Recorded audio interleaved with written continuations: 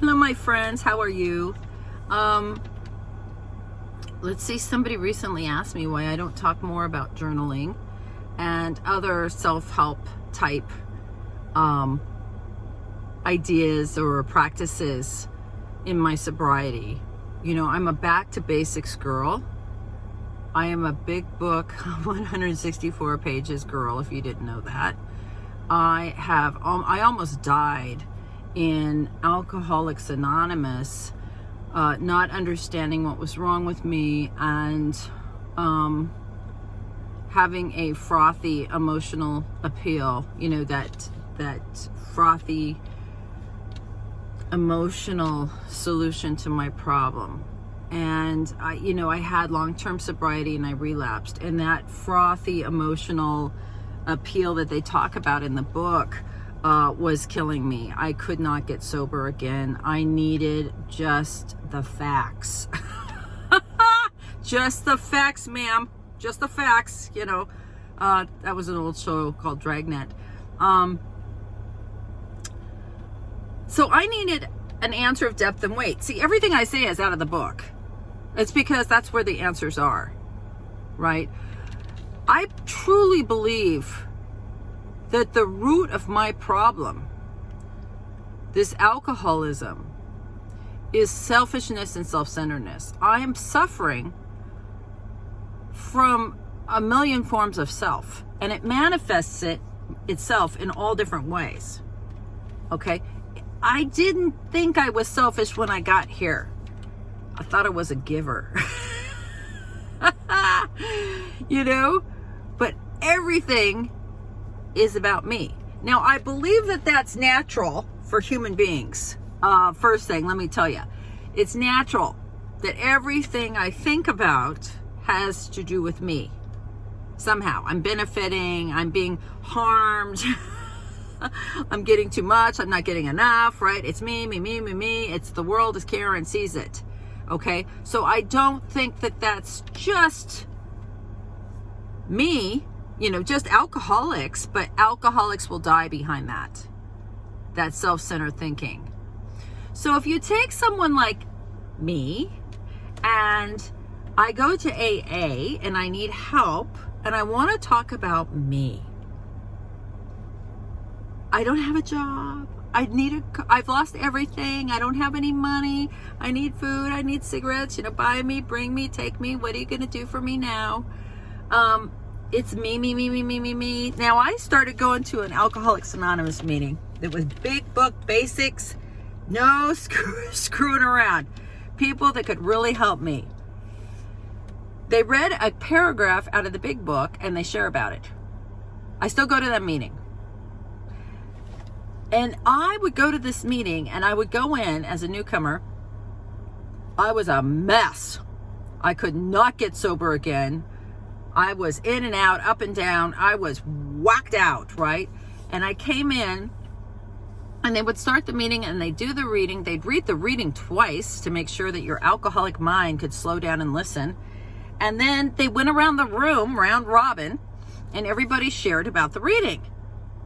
Well, when it got to me, I would start crying and start talking about my situation, my life situation, right? I'm in shit. I'm in trouble here. That's why I'm here. I've burned my life to the ground and I need some help.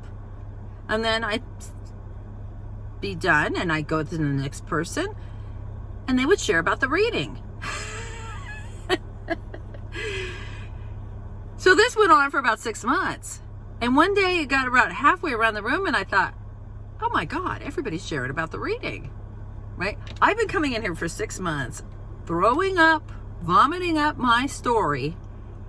Nobody said anything. They just listened and then they moved on and they just talked about the reading. And I thought, God damn it, they're not even talking about themselves. They're talking about the reading. You know, that was the first sign, like, oh my God, wow. You know, I didn't even know. I've been off topic. You know what I mean? I need help. Let's talk about me, Karen. You know, and they took me through those steps. And when I did, there's 3 parts to the 4th step. Resentment, fear, and sex problems. And those are the 3 biggies that will take you out. And if you don't see the self-centeredness in the resentments, you'll see them in the fears. And if you don't see them in the fears, you'll definitely see them in your relationships. And I could see clearly that I was the problem, right? This is me. So, of course, when you get sober, all you want to do is think about yourself. You're either going to swing from you're a hero to self-pity. Self-pity is just another way to think about yourself. Fear is another way to think about yourself. You know, I remember when I first heard that, I thought, God, that's stupid. That's not true. And then I got on a plane and I realized I was terrified to fly sober. I was fine when I was drinking. I'd fly to the moon. I did fly to the moon. So anyway, that was not a problem. But then I got on sober and it was a problem. And I remember being on this flight and just being terrified. And it was really turbulent. It was really bumpy and I was going crazy.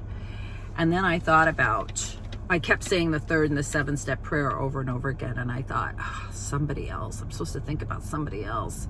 So I thought, okay, look around, all these people on the plane. If something happens, I'm going to need to be helpful.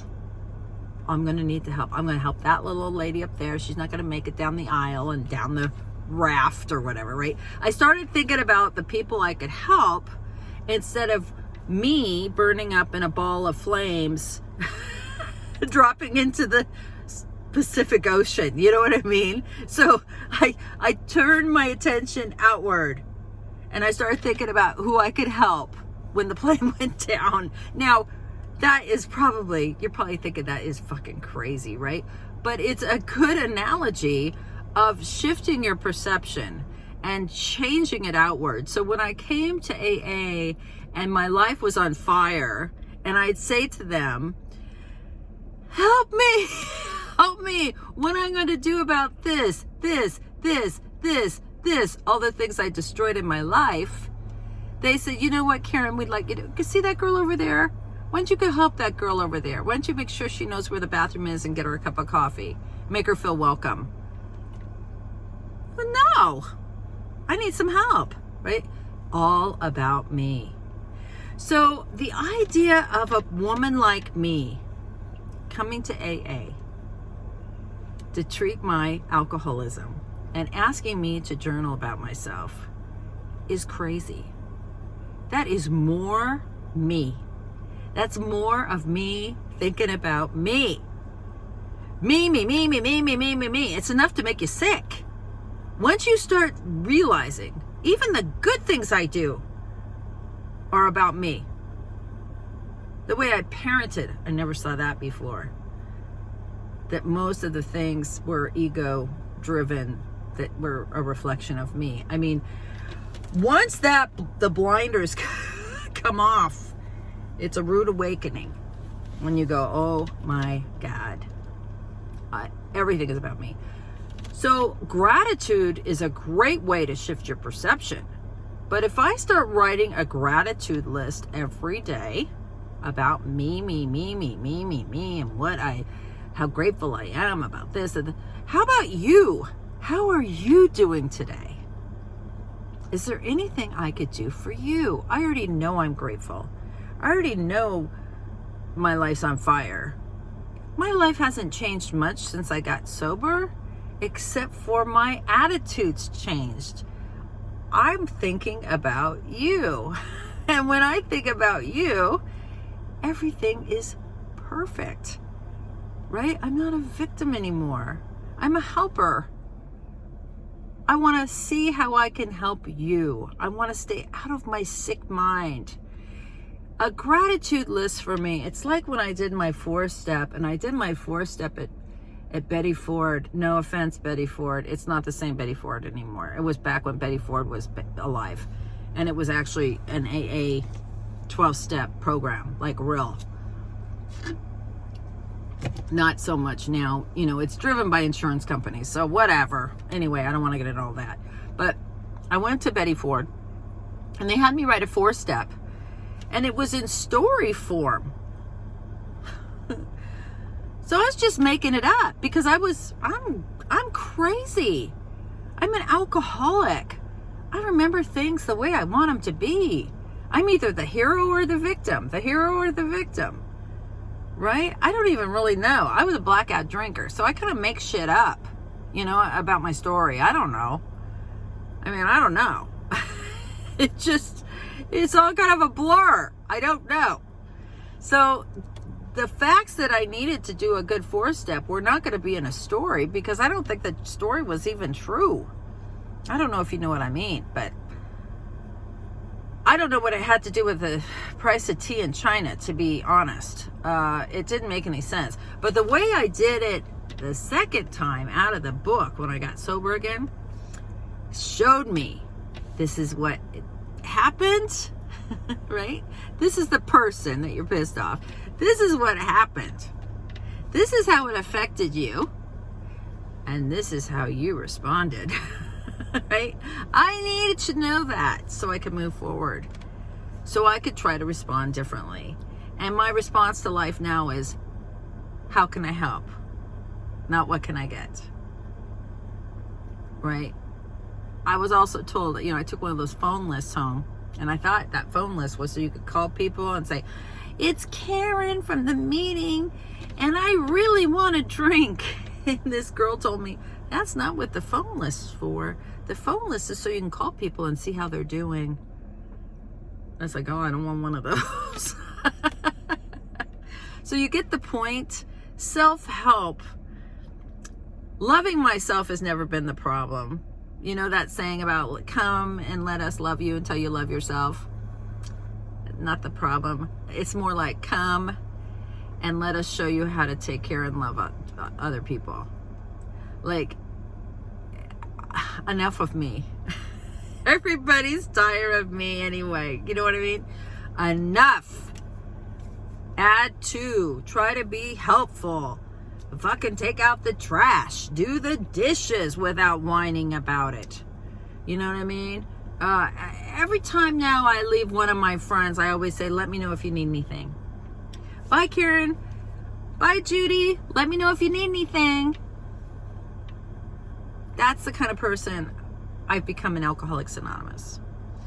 I want you to read me your journal, your gratitude list, and I'll listen and cheer you on. I don't need to write one. That's just me thinking about me. That's the hard truth of it. Even when I take people through the 4-step, I take new people to the 4-step and I'll say, okay, we're going to do your resentments now. So I want you to write down everyone you have a resentment with. And they put down themselves. And I'm like, fuck, enough with you. How about everybody else? You got a resentment with anybody else? You? Really? I get it. But that's just, you just want to keep talking about you. Let's talk about Martha and your mother or your 8th grade teacher or your husband who dumped you for his secretary. Let's get to the facts here.